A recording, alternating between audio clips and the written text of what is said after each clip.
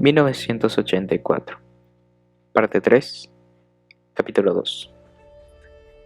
Estaba en una especie de camilla, colocado a bastante altura del suelo. Debía de estar maniatado, porque no podía moverse. Sobre su cara caía una luz que parecía más intensa de lo habitual.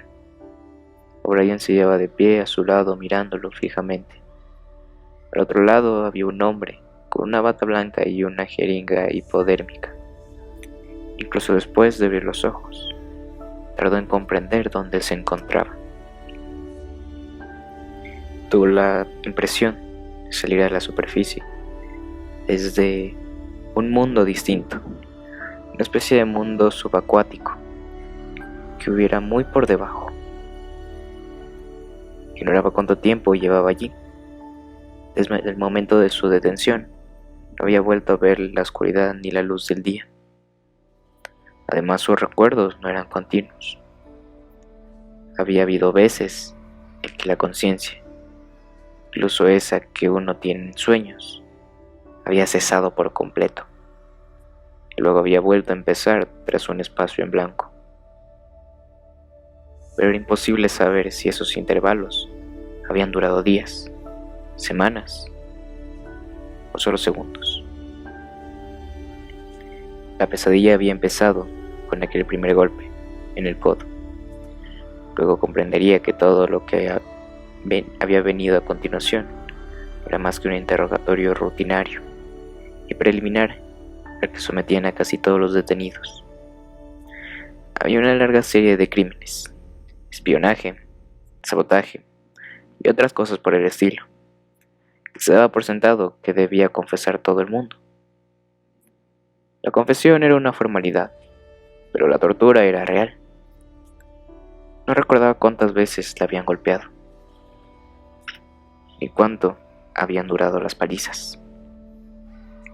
Siempre había habido 5 o 6 hombres de uniformes pegándole al mismo tiempo, unas veces con los puños, otras con porras, otras con barras de acero y otras con las botas. En ocasiones se había tirado al suelo con la despreocupación de un animal.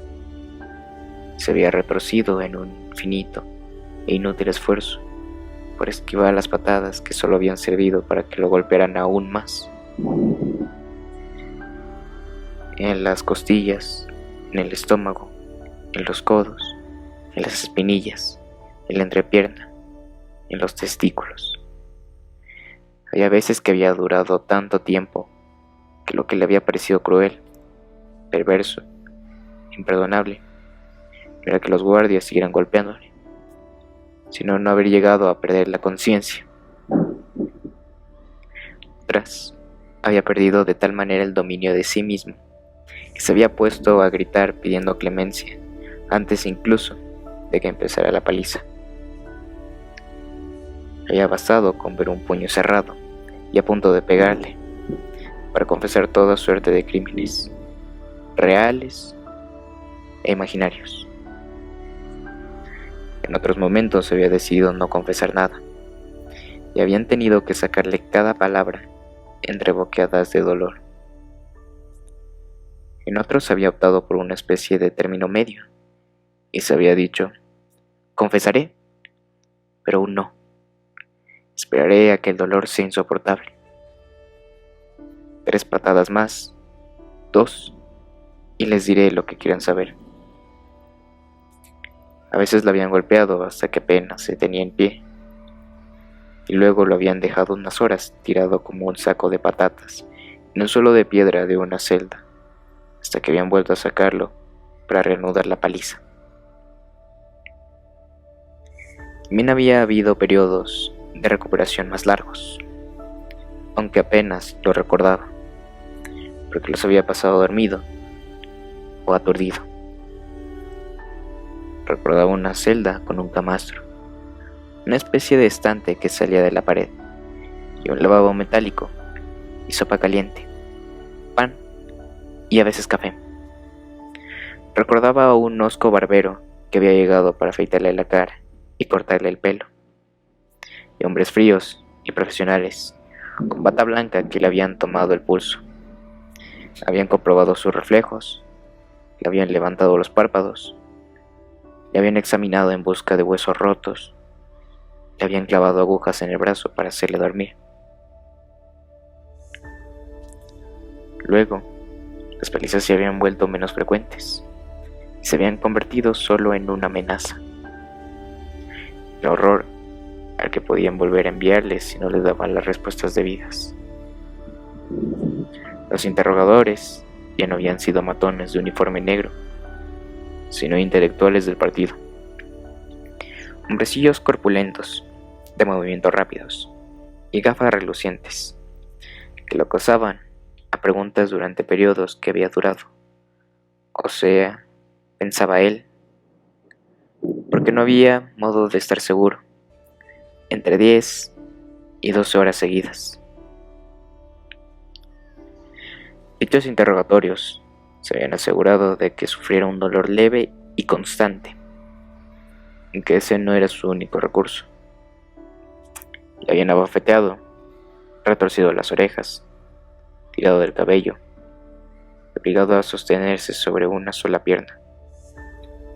No le habían dado permiso para orinar y le habrían deslumbrado con luces muy potentes hasta hacerle llorar a lágrimas vivas. Sin embargo, su verdadero objetivo era humillarle y destruir su capacidad de argumentación y de razonamiento. Su verdadera arma había sido el implacable interrogatorio que había durado y durado, hora tras hora, y en el que le habían tendido trampas. Habían tergiversado todo lo que decía, le habían acusado a cada paso de mentir y contradecirse, hasta que se echaba a llorar, no solo de agotamiento nervioso, sino de vergüenza. En ocasiones, hasta una docena de veces por sesión. La mayor parte del tiempo la habían insultado y amenazado con volver a entregarlo a los guardias cada vez que dudaba, aunque fuese por un instante. Otras veces había cambiado de registro, le habían llamado camarada, habían apelado a él en nombre del socio, el hermano mayor. Le habían preguntado en tono compasivo si no le quedaba lealtad suficiente al partido para reparar el daño que había causado. Después de horas de interrogatorio, con los nervios destrozados, estaba con esa pregunta para reducirle a lágrimas y lloriqueos. Los reproches habían acabado hundiéndole, más que las botas y los puños de los guardias. Se había convertido en una boca que denunciaba y una mano que firmaba todo lo que le pedía. Su única preocupación había sido averiguar qué era lo que quería que confesara, para confesarlo enseguida y que no volviesen a empezar las amenazas. Habría confesado haber asesinado a prominentes miembros del partido, distribuido panfletos sediciosos, malversados fondos públicos, tráfico con secretos militares y cometido sabotaje de toda índole. Había confesado ser un espía a sueldo del gobierno de Asia desde 1968. Había confesado ser religioso, un admirador del capitalismo y un pervertido sexual. Había confesado haber asesinado a una mujer, aunque sabía, y quienes le interrogaban también debían de saberlo, que su mujer seguía viva. Había confesado haber mantenido contactos personales con Goldstein durante años y haber sido miembro de una organización secreta que había incluido a casi todos sus conocidos. Lo más fácil era confesarlo todo, implicar a todo el mundo. Además, en parte era verdad. Era cierto que había sido un enemigo del partido, y que para éste no había diferencia entre el pensamiento y los hechos. también tenía recuerdos de otro tipo, que pasaban por su imaginación de manera inconexa, como fotografías rodeadas de oscuridad. Se hallaba en una celda que tanto podía haber estado a oscuras como iluminada, porque solo veía un par de ojos. Cerca se oyó el tic-tac lento y regular de algún tipo de instrumento. Los ojos se volvían más grandes y luminosos. De pronto se oía flotando de su asiento y se sumergía en los ojos que acababan devorándolo. Estaba atado a una silla, rodeado de indicadores bajo una luz secadora. Un hombre con bata blanca estaba leyendo los indicadores. Fuera se oían las pisadas de unas botas. La puerta se abría de golpe. El oficial, de rostro serio, entraba seguido de dos guardias. Habitación 101, decía el oficial. De la bata blanca ni siquiera se daba la vuelta. Tampoco se molestaba en mirar a Winston. Seguía leyendo los indicadores como si tal cosa. Caía, rodando por un enorme pasillo de 1 kilómetro de anchura, inundado de la luz dorada y deslumbrante. Se reía a carcajadas y chillaba confesiones a voz en grito. Lo confesaba todo, incluso lo que había logrado callarse bajo tortura. Relataba la historia de su vida a un público que ya la conocía. Con él estaban los guardias, los demás interrogadores, los hombres de la bata blanca, Brian, William, el señor Charrington. Todos rodaban juntos por el pasillo entre risas y carcajadas. Había escapado de algo que le esperaba en el futuro y que no había llegado a ocurrir. Todo iba bien, no había más dolor, había expuesto hasta los últimos detalles de su vida y había sido comprendidos y perdonados. Se incorporó en la cama de campaña con la certidumbre de haber oído la voz de O'Brien. A lo largo del interrogatorio no la había visto nunca, pero había tenido la sensación de que estaba a su lado. Era O'Brien quien lo dirigía todo. Había sido él quien le había echado encima a los guardias y quien había impedido que lo matara. Él había decidido cuándo debía huir de dolor, cuándo debía descansar, cuándo había que alimentarle, cuándo no estaba a dormir, cuándo había que inyectarle drogas en el brazo. Él hacía las preguntas y sugería las respuestas. Él había sido el torturador, el protector, el inquisidor y el amigo. En determinados momentos, Winston no recordaba si durante el sueño, inducido por las drogas, sueño normal o en un instante de lucidez, una voz le había susurrado al oído: «Tranquilo, Winston, yo cuidaré de ti. Llevo 7 años vigilándote. Ahora ha llegado el momento decisivo. Te salvaré y haré que seas perfecto». No estaba seguro de que hubiese sido la voz de O'Brien, pero sí, la misma que le había dicho: «Nos encontramos donde no hay oscuridad», en aquel otro sueño, hacía 7 años. No recordaba cuándo había concluido el interrogatorio. Se produjo un periodo de oscuridad, luego la celda, o la habitación en la que se encontraba en ese momento, se había ido materializando poco a poco en torno a él. Estaba casi de espaldas y no podía moverse. Su cuerpo estaba sujeto por todas partes. Incluso le habían atado de algún modo la nuca. O'Brien le miraba serio y un poco triste. Su rostro, visto desde abajo, parecía tosco y fatigado, con bolsas debajo de los ojos y arrugas de cansancio en la nariz a la barbilla. era mayor de lo que había pensado. Tal vez rondara los 48 o 50 años. Apoyaba la mano en una palanca, con un indicador y unos números. Te advertí que, si alguna vez volvíamos a vernos, sería aquí, dijo Brian.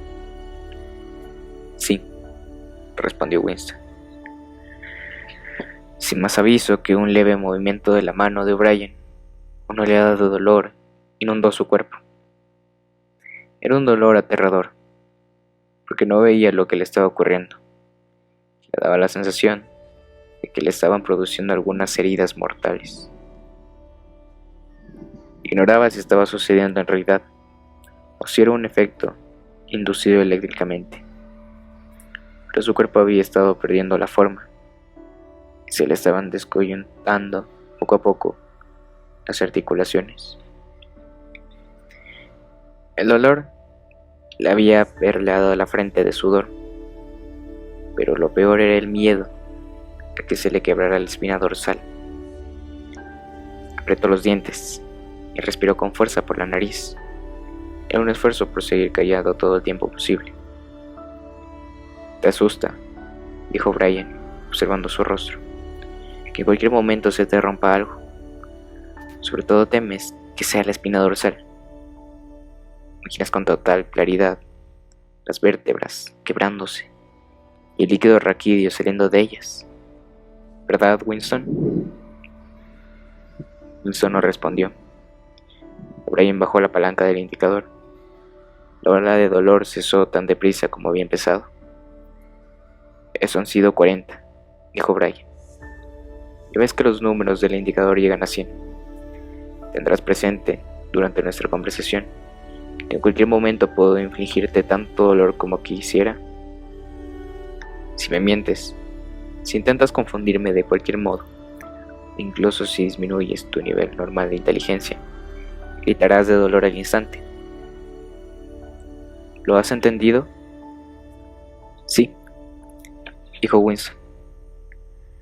Los modales de Brian volvieron a ser menos severos. Volvió a colocarse las gafas pensativo y dio 1 o 2 pasos arriba y abajo. Su voz sonaba amable y paciente. Parecía un médico, un profesor, incluso un cura, más deseoso de convencer que de castigar. «Estoy tomando muchas molestias contigo, Winston», dijo, «porque creo que lo mereces. Sabes muy bien lo que te ocurre. Lo has sabido durante años, pero te has rebelado siempre contra esa idea. Padeces una enfermedad mental. Tienes fallos de memoria. Eres incapaz de recordar lo sucedido en realidad. Te convences de otras cosas que no han sucedido. Por suerte, tiene cura. Si hasta ahora no te has curado, es porque no has querido. Era necesario un esfuerzo de voluntad que no estabas dispuesto a hacer. Incluso ahora, sé que te aferras a tu enfermedad con el convencimiento de que es una virtud. Veamos un ejemplo. ¿Con qué potencia está en guerra Oceanía en este momento? Cuando me detuvieron, estaba en guerra con Asia. ¿Con Asia? Bien. ¿Y siempre ha sido así, no? Winston contuvo el aliento. Abrió la boca para hablar y no dijo nada. No podía apartar la vista del indicador. La verdad, por favor, Winston. Tu verdad. Di lo que crees recordar. Recuerdo que una semana antes de que me detuvieran, no estábamos en guerra con Asia, sino que eran nuestros aliados. La guerra era con Eurasia. Y daba ya 4 años. Y antes... Brian le interrumpió con un gesto. «Otro ejemplo», dijo. «Hace unos años sufriste una alucinación grave. Creíste que 3 antiguos miembros del partido, Emmett Jones, Aronson y Rutherford, que habían sido ejecutados por traición y sabotaje después de una confesión completa, no eran culpables de los crímenes de los que se les acusaba. Creíste haber visto pruebas irrefutables que mostraban que su confesión era falsa. Sufriste una alucinación respecto a cierta fotografía. Te convenciste de haberla tenido en la mano. Era una fotografía como esta. Entre los dedos de Brian había aparecido un recorte de periódico. Estuvo unos 5 segundos dentro del ángulo de visión de Winston. Era una fotografía y no cabía duda de cuál se trataba. Era la fotografía. Una copia de la instantánea que retrataba a Jones, Aronson y Rutherford en la reunión del partido en Nueva York, que había caído por casualidad en sus manos 11 años antes y que había destruido enseguida. Ahora no la había vislumbrado más que un instante antes de volver a perderla de vista, pero la había visto. No había ninguna duda. Hizo un esfuerzo agónico y desesperado por soltarse. Era imposible moverse un centímetro. Por un segundo, había olvidado incluso el indicador. Lo único que quería era tener la fotografía entre los dedos, o al menos verla. ¡Existe!, gritó. No, respondió Brian. Fue al otro lado de la habitación. En la pared había un agujero de la memoria. O'Brien levantó la rejilla. La corriente de aire arrastró la frágil tira de papel. Antes de que pudiera verla, la fotografía se deshizo en una fugaz llamarada. Brian se apartó de la pared. Cenizas, dijo. Ni siquiera cenizas identificables. Polvo. No existe. No ha existido nunca. Sí, claro que existe. Existe en la memoria. Yo lo recuerdo y tú también. Yo no, dijo Brian. A Winston se le encogió el corazón. Eso era doble piensa. Le embargó un absoluto desamparo. Si pudiera haber estado seguro de que Brian mentía, no le habría importado. Pero era muy posible que Brian hubiese olvidado de verdad que había visto la fotografía. Y, en ese caso, también habría olvidado que hubiese negado a recordarlo. ¿Cómo estar seguro de que no era más que un truco? Tal vez pudiera producirse de verdad esa delirante dislocación mental. Eso era lo que más les animaba. O'Brien le miraba con un gesto inquisitivo. Parecía más que nunca un maestro, esforzándose por volver al buen camino a un niño prometedor, pero descarrilado. Hay una consigna del partido a propósito del control del pasado, dijo. Repítala, si no te importa. Quien controla el pasado, controla el futuro. Quien controla el presente, controla el pasado, recitó obediente Winston. Quien controla el presente, controla el pasado, dijo Brian, asintió despacio con una aprobación. ¿Y de verdad crees, Winston, que el pasado tiene existencia real? Una vez más, Winston volvió a tener una sensación de desamparo. Sus ojos miraron el indicador. Solo no sabía si la respuesta que le salvaría del dolor era un sí o un no, sino en cuál de las dos creía en realidad.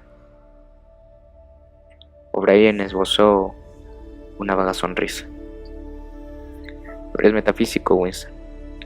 Hasta este momento no te habías parado a pensar en qué se entiende por existencia. Te lo preguntaré de manera más clara. ¿Tienes el pasado, existencia concreta, en el espacio? ¿Hay algún sitio, un mundo de objetos sólidos, donde el pasado esté sucediendo todavía? No. Entonces, ¿dónde existe el pasado? Si es que existe. En los archivos, está escrito. En los archivos. ¿Y? En la mente, en la memoria de la gente. En la memoria. Muy bien. Nosotros, el partido, controlamos todos los archivos y la memoria de todo el mundo. Por tanto, puede decirse que controlamos el pasado. ¿No es así? Pero ¿cómo vais a impedir que la gente recuerde las cosas? Gritó Winston, que había vuelto a olvidar el indicador por un instante. La memoria es involuntaria. Está fuera de uno mismo. ¿Cómo vais a controlar la memoria? No habéis controlado la mía. Brian volvió a ponerse serio. Puso la mano en la palanca del indicador. Al contrario, eres tú quien no la ha controlado. Por eso estás aquí, porque careces de humildad y no sabes dominarte. No has querido aceptar que el precio de la cordura es la sumisión.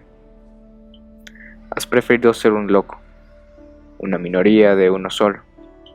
Solo la mente disciplinada puede ver la realidad, Winston. Tú crees que la realidad es algo objetivo, externo, que existe por derecho propio. También crees en la naturaleza de la realidad. Es evidente por sí misma. Cuando te engañas y crees que has visto algo, das por sentado que todo el mundo lo ve. Pero te aseguro, Winston, que la realidad no es externa. La realidad existe solo en la imaginación, aunque no en la imaginación individual, que es falible y perecedera, sino en la del partido, que es colectiva e inmortal. Lo que el partido diga que es cierto es cierto. Es imposible ver la realidad si no es a través de los ojos del partido. Esto es lo que tienes que volver a aprender, Winston. Pero hace falta un acto de autodestrucción, un esfuerzo de la voluntad. Es humillarte antes de volver a estar cuerdo. Hizo una pausa, como para dejar que sus palabras calaran más hondo. ¿Recuerdas haber escrito en tu diario: la libertad consiste en poder decir que 2 y 2 son 4? Sí, admitió Winston. Brian alzó la mano izquierda, con el dorso hacia Winston, el pulgar oculto y los 4 dedos extendidos. ¿Cuántos dedos hay aquí, Winston? 4. Y si el partido dijera que no son 4, sino 5, ¿cuántos habría? 4. La palabra concluyó en una boqueada de dolor. La aguja del indicador había subido a 55. El cuerpo de Winston se había cubierto de sudor. El aire le desgarraba los pulmones al tomar aliento, y salía en profundos gemidos que no podía contener por más que apretara los dientes. Brian lo observó con los dedos aún extendidos. Bajó la palanca. En esta ocasión el dolor disminuyó un poco. ¿Cuántos dedos, Winston? 4. La aguja subió a 60.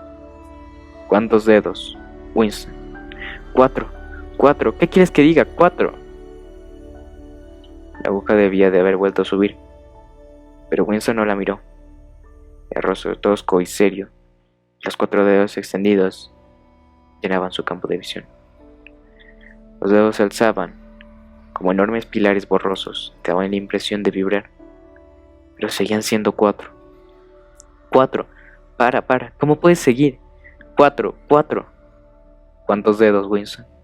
5. No, Winston, así no vale. Estás mintiendo. Sigues creyendo que hay 4. ¿Cuántos dedos, por favor? 4, 5, 4, los que tú quieras, pero para allá, pon fin a este dolor. Pronto estaba sentado con el brazo de Brian en torno a sus hombros. Tal vez hubiese perdido la conciencia unos segundos. Las ligaduras que lo sujetaban daba la impresión de haberse aflojado. Tenía mucho frío. Temblaba de forma incontrolable. Le castañaban los dientes y las lágrimas corrían por sus mejillas. Por un instante se abrazó a Brian como un bebé, reconfortado por el fuerte brazo que tenía sobre los hombros. Le daba la sensación de que Brian era su protector, de que el dolor llegaba de afuera, de alguna otra parte, y de que Brian la salvaría. Aprendes despacio, Winston, dijo con amabilidad O'Brien. ¿Y qué quieres que haga? Balbuceó. ¿Cómo quieres que no vea lo que tengo delante de la cara? 2 y 2 son 4.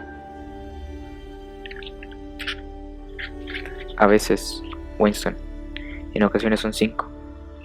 o las dos cosas al mismo tiempo. Tienes que esforzarte más, no es fácil recobrar la cordura. Volví a tumbar a Winston en la camilla. Las ligaduras volvieron a apretarse, pero el dolor había cesado y había dejado de temblar. Aunque aún estaba débil, seguía teniendo frío. O'Brien hizo un gesto con la cabeza al hombre de la bata blanca, que no se había movido en todo ese rato. El hombre se agachó y le miró de cerca los ojos. Le tomó el pulso, le puso la oreja en el pecho y unos golpecitos aquí y allá. Luego miró a O'Brien y asintió con la cabeza. Otra vez, dijo O'Brien. El dolor fluyó en el cuerpo de Winston. La aguja debía de marcar 60 o 75. Esta vez había cerrado los ojos. Sabía que los dedos aún estaban allí y que seguían siendo 4. Lo único que le importaba era seguir con vida hasta que pasara aquel espasmo. Ignoraba si estaba llorando o no. El dolor volvió a disminuir. Abrió los ojos. O'Brien había bajado la palanca. ¿Cuántos dedos, Winston? 4. Creo que hay 4. Vería 5 si pudiera. Me esfuerzo por ver 5. ¿Qué prefieres? ¿Convencerte de que ves 5 o verlos de verdad? Verlos de verdad. Otra vez, dijo O'Brien. Puede que la aguja llegara a 80 o 90. Winston solo pudo recordar de manera intermitente por qué sufría aquel dolor.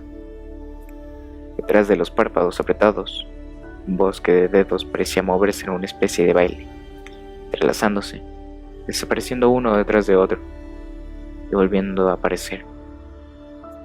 Estaba intentando controlarlos, que no recordaba por qué. Solo sabía que era imposible, debido a que la misteriosa identidad entre el 5 y el 4. El dolor disminuyó otra vez. Cuando abrió los ojos, descubrió que seguía siendo lo mismo. Un montón de dedos, como árboles que iban y venían, cruzándose una y otra vez en todas las direcciones. Volvió a cerrar los ojos. ¿Cuántos dedos tengo extendidos, Winston? No lo sé, no lo sé. Si vuelves a hacer eso me matarás. 4, 5, 6. La verdad es que no lo sé. Mejor, dijo O'Brien. Una aguja se deslizó en el brazo de Winston. Instantes después, un calor maravilloso y curativo inundó todo su cuerpo. Casi había olvidado el dolor. Abrió los ojos y miró agradecido a O'Brien. Ver el rostro tosco y surcado de arrugas, tan feo e inteligente, el corazón le dio un vuelco.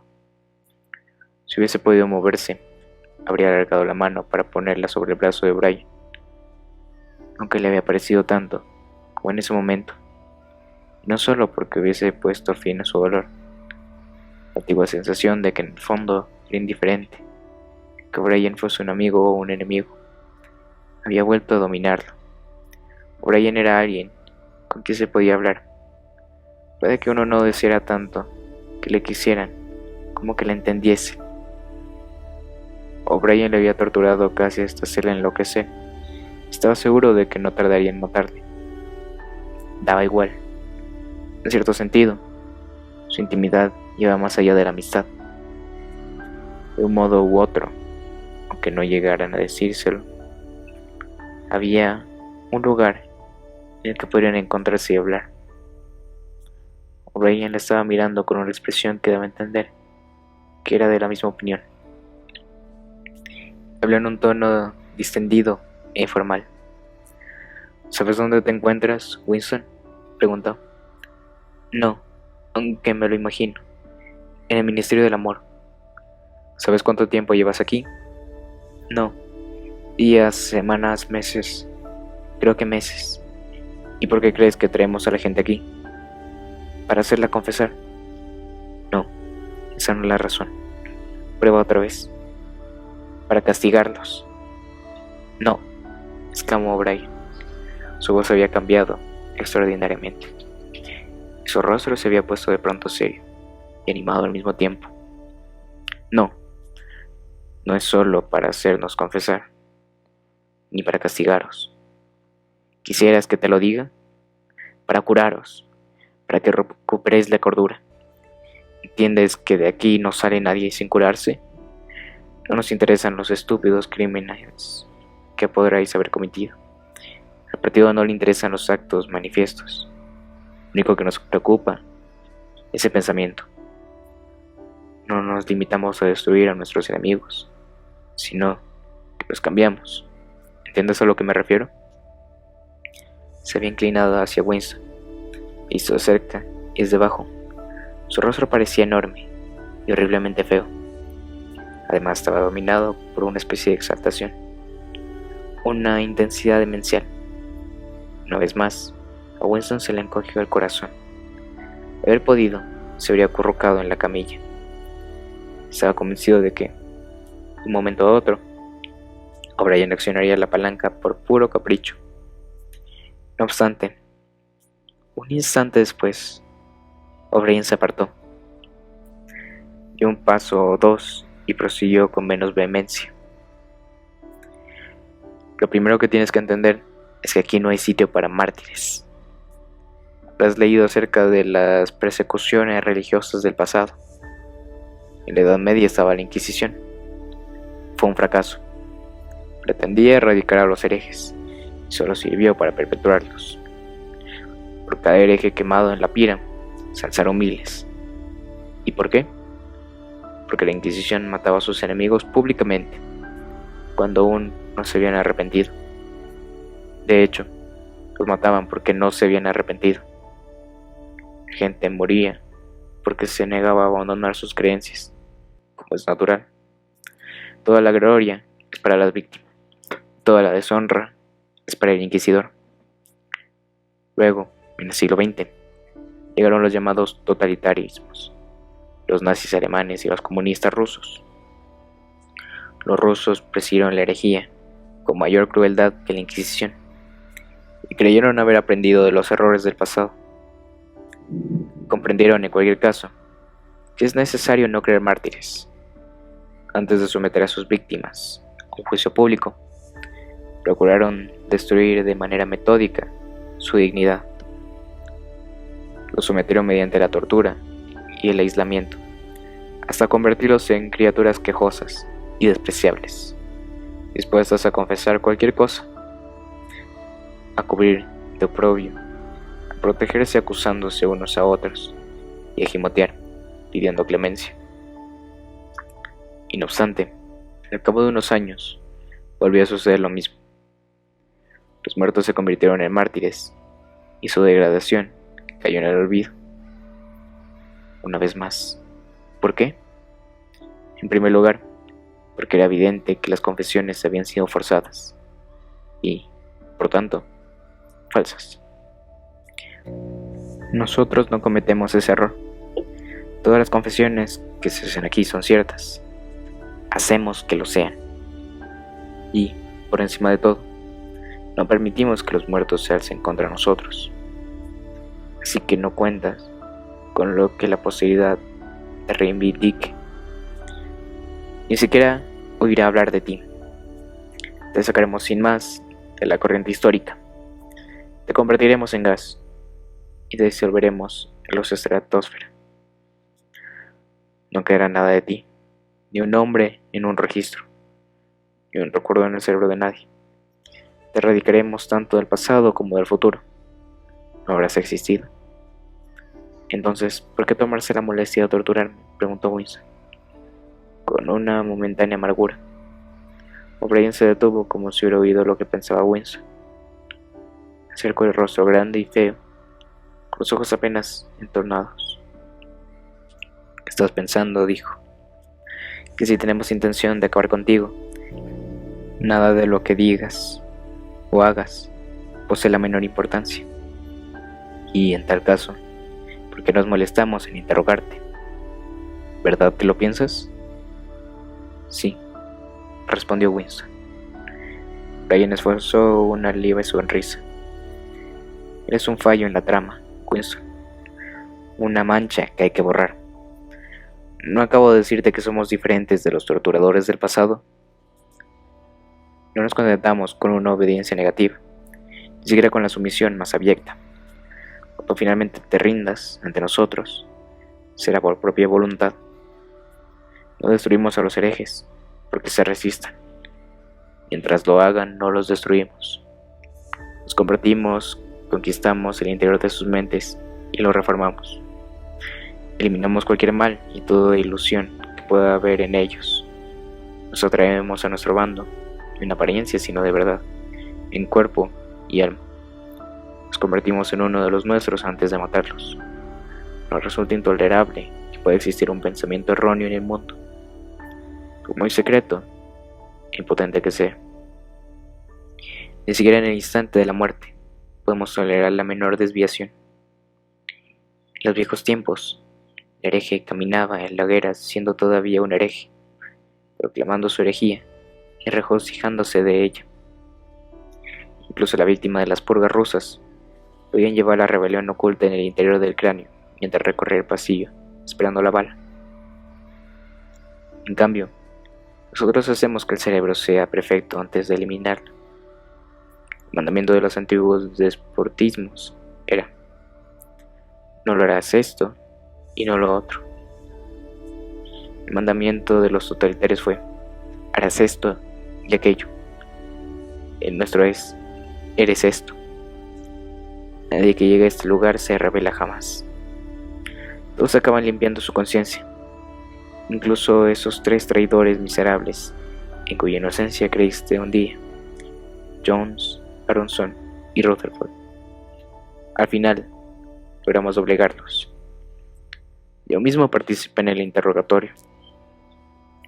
Los vi rendirse poco a poco, gimoteando, implorando, llorando, hasta que al final no era miedo ni dolor, sino solo penitencia. Cuando acabamos con ellos no era más que 3 hombres vacíos. No quedaba en ellos más que pesar por lo que habían hecho y afecto por el hermano mayor. Era conmovedor ver lo mucho que le amaba. Rogaron que los matáramos cuanto antes para poder morir con la conciencia limpia. Su voz casi se había vuelto soñadora. En su rostro seguían pintada la exaltación y el entusiasmo del loco. No estaban fingiendo, pensó Winston. No es un hipócrita. Cree todo lo que dice. Lo que más le agobia era la conciencia de su inferioridad intelectual. Observaba la silueta corpulenta, pero elegante, ir de aquí para allá, entrar y salir de su campo de visión. O'Brien era más que él en todos los sentidos. No había nada que Winston hubiese pensado o que pudiera ocurrírsele que O'Brien no hubiese considerado, descartado hacía mucho tiempo. Su inteligencia contenía la de Winston. Pero, en tal caso, ¿cómo podía ser que O'Brien estuviera loco? Loco debía de ser él, Winston. O'Brien se detuvo y lo miró. Su voz se había vuelto seria de nuevo. No confíes en salvarte por más que te rindas, Winston. No perdonamos a ningún descarrilado. Incluso aunque te permitiéramos vivir lo que te queda de vida natural, no podrías escapar de nosotros. Lo que ocurre aquí es para siempre. Más vale que lo entiendas de antemano. Te aplastaremos de tal modo que no habrá marcha atrás. Te ocurrirán cosas de las que no podrías recuperarte, ni aunque vivieras 1000 años. No volverás a tener sentimientos humanos normales. Estarás muerto por dentro. Serás incapaz de amar, de sentir amistad, disfrutar de la vida, de reírte, de sentir curiosidad, valor o inseguridad. Estarás hueco. Te estrujaremos hasta vaciarte. Luego te llenaremos de nosotros. Se detuvo y le hizo un gesto al hombre de la bata blanca. Wilson reparó en que estaba colocando un enorme aparato detrás de su cabeza. Brian se había sentado justo delante de la cama, con la cara casi a la altura de la de Winston. 3000, dijo, dirigiéndose al hombre de la bata blanca. Winston gimió al notar que le pegaban 2 almohadillas ligeramente húmedas en las sienes. Intuyó que estaba a punto de sufrir un dolor distinto. Brian le cogió de la mano para tranquilizarle. «Esta vez no te dolerá», dijo. «Mírame a los ojos». En ese momento se produjo una explosión devastadora, o algo parecido, aunque Winston no tuvo la certeza de haber oído ningún ruido. Lo que sí notó fue un cegador fogonazo. No sintió dolor, solo postración.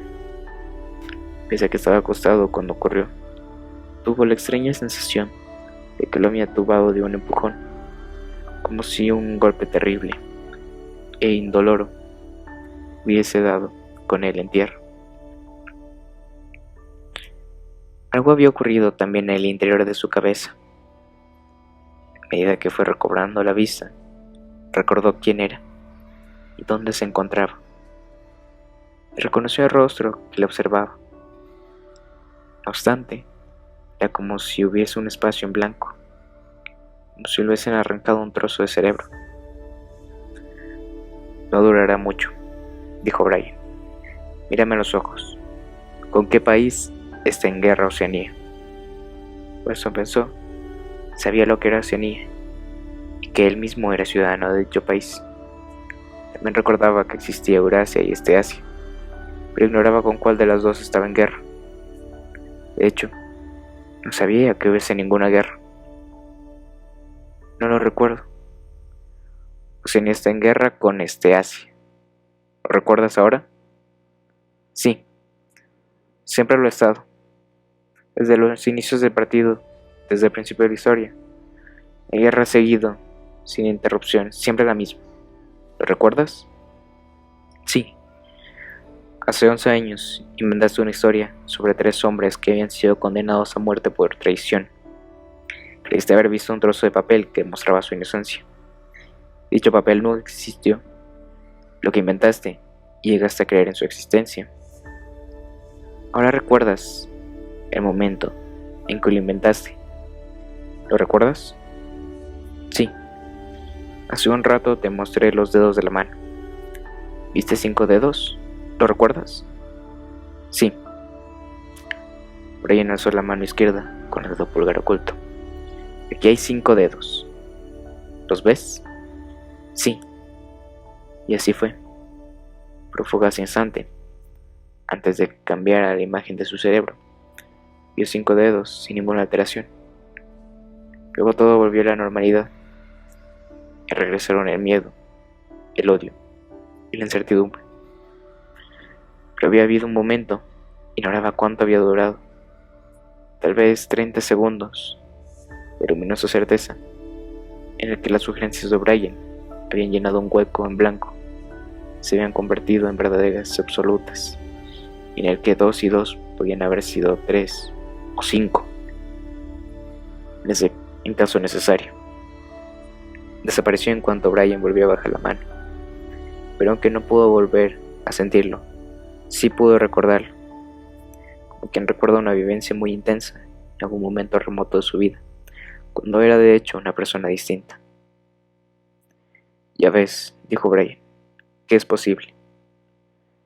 «Sí», dijo Winston. Brian se puso en pie con aire satisfecho. A su izquierda Winston vio al hombre de la bata blanca romper una ampolla de vidrio, espiar el contenido con el émbolo de una jeringa. Brian sonrió a Winston y se ajustó las gafas, casi como hacía antes. ¿Recuerdas haber escrito en tu diario que daba igual que yo fuese amigo o enemigo? Porque al menos era alguien capaz de entenderte y quien podías hablar. Tenías razón. Me gusta hablar contigo. Tu inteligencia me interesa. Se parece a la mía. La única diferencia es que no estás cuerdo. Antes de dar por concluida la sesión, puedes hacerme unas preguntas, si quieres. ¿Las que quiera? Cualquier cosa. Reparó que Winston tenía la mirada fija en el indicador. Está apagado. ¿Cuál es la primera pregunta? ¿Qué le habéis hecho a Julia?, preguntó Winston. O'Brien volvió a sonreír. Te traicionó, Winston. Enseguida, sin reservas. Pocas veces he visto a alguien rendirse tan rápido. Si la vieras, te costaría reconocerla. Toda su rebeldía, su engaño, su locura y la suciedad de su mente han sido erradicadas por completo. Ha sido una conversión absoluta, un caso de manual. ¿La habéis torturado? O'Brien no respondió. La siguiente pregunta, dijo. ¿Existe el hermano mayor? Pues claro, el partido existe. El hermano mayor es la encarnación del partido. ¿Existe del mismo modo en que existo yo? Tú no existes, respondió O'Brien. Una vez más, invadió aquel desamparo. Sabía o podía imaginar los argumentos que mostraban su falta de existencia, pero eran absurdos, tan solo un juego de palabras. ¿Acaso no era la propia frase «no existes» una contradicción en términos? ¿De qué servía decir una cosa así? Tembló al pensar en los argumentos demenciales, irrebatibles, con que O'Brien demolería esa idea. Yo creo que existo, dijo fatigado. Soy consciente de mi identidad. Nací y moriré. Tengo brazos y piernas. Ocupo un sitio concreto en el espacio. Ningún objeto sólido puede ocupar el mismo lugar simultáneamente. ¿Existe el hermano mayor en ese sentido? Eso carece de importancia. El caso es que existe. ¿Morirá algún día el hermano mayor? Pues claro que no. ¿Cómo iba a morir? Siguiente pregunta. ¿Existe la hermandad? Eso no lo sabrás nunca. Aunque decidiéramos librarte cuando terminas contigo y vivieras 90 años, seguirías sin saber si la respuesta es sí o no. Mientras vivas, será un enigma para ti. Wilson guardó silencio. Su pecho se alzó, bajó un poco más deprisa. Aún no le había planteado la pregunta que se le había ocurrido al principio. Tenía que preguntarlo, pero era como si su lengua se resistiera a pronunciarla. El rostro de O'Brien parecía levemente divertido. Incluso sus gafas parecían brillar con ironía. Lo sabe, se dijo de pronto Winston. Sabe lo que voy a preguntarle. Pensarlo hizo que brotaran las palabras. ¿Qué hay en la habitación 101? La expresión en el rostro de O'Brien siguió imperturbable. Respondió con sequedad. Lo sabes, Winston. Todo el mundo sabe qué hay en la habitación 101. Alzó un dedo hacia el hombre de la bata blanca. Era evidente que la sesión había terminado. Una aguja penetró en el brazo de Winston. Al instante, se sumió en un sueño profundo.